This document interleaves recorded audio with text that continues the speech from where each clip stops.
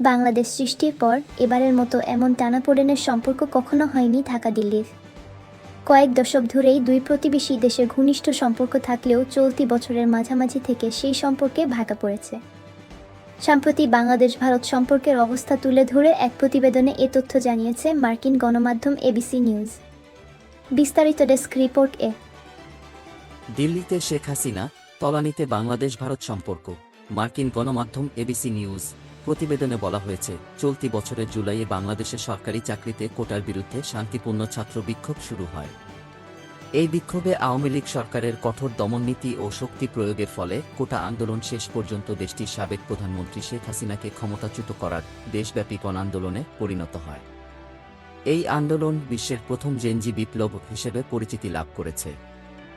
বিশ্বকে চমকে দেওয়া এই আন্দোলনে শেষ পর্যন্ত দেশটির প্রধানমন্ত্রী শেখ হাসিনা পদত্যাগ করে হেলিকপ্টারে দেশ ছাড়তে বাধ্য হন। এরপর থেকে দিল্লিতেই নির্বাসিত আছেন তিনি। এরপরের মাসগুলোতে বাংলাদেশে ইসকন নেতাকে গ্রেপ্তার ও ভারতে বাংলাদেশের একটি কনসুলেটে উগ্র হিন্দুদের হামলার পর দুদেশের সম্পর্কে ব্যাপক টানাপোড়েনের জন্ম দিয়েছে। এর ফলে দক্ষিণ এশিয়ার এই দুই প্রতিবেশী দেশের মধ্যে সম্পর্ক তলানিতে নেমেছে।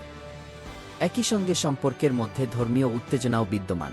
এতে আরও বলা হয়েছে, দক্ষিণ এশিয়ার প্রতিবেশী দেশগুলোর তুলনায় শেখ হাসিনার কট্টর ও স্বৈরাচারী শাসনের অধীনে থাকা বাংলাদেশকে ভারত দীর্ঘদিন ধরে তার অনেক বেশি স্থিতিশীল অংশীদার বলে মনে করে।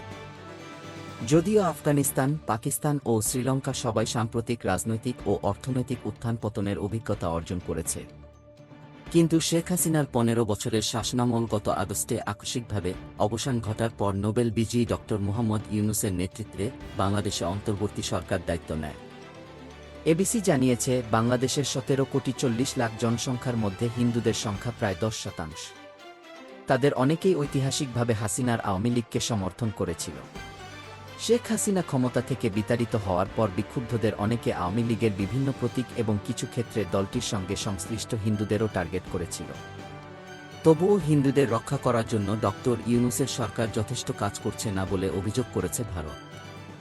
অন্যদিকে ভারতে নির্বাসিত শেখ হাসিনাও দাবি করেছেন, সংখ্যালঘুদের বিরুদ্ধে গণহত্যার জন্য দায়ী এই সরকার।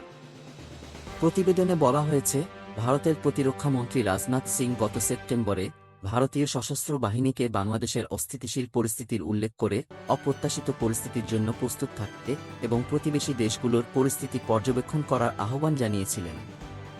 তবে গত নভেম্বরের শেষের দিকে বাংলাদেশে জাতীয় পতাকাকে অসম্মান করার অভিযোগে হিন্দু ইসকন নেতা চিন্ময় কৃষ্ণ দাসকে গ্রেপ্তার করা হয়।